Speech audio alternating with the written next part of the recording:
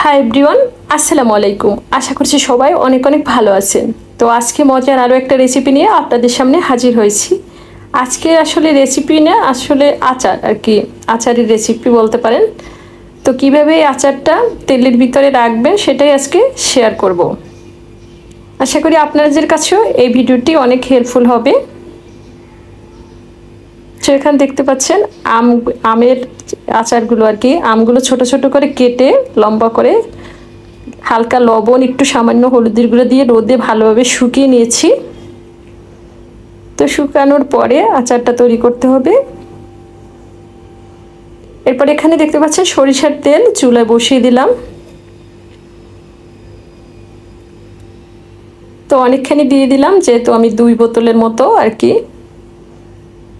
আমার যে পরিমাণ আচার আছে তাতে 2 বোতলে আর কি ধরবে, তো সে কারণে একটু পরিমাণে বেশি তেল দিয়ে দিচ্ছি।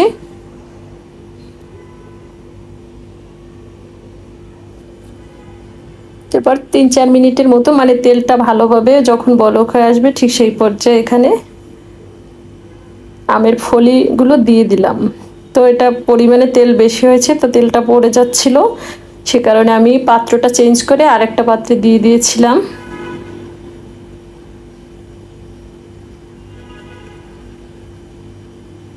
ফুটন্ত তেলের ভিতরে এভাবে ফলিগুলো দিয়ে 2-3 মিনিটের মতো জাল করে জাস্ট ঠান্ডা করার জন্য রেখে দিবেন, একটু নেড়ে চেড়ে।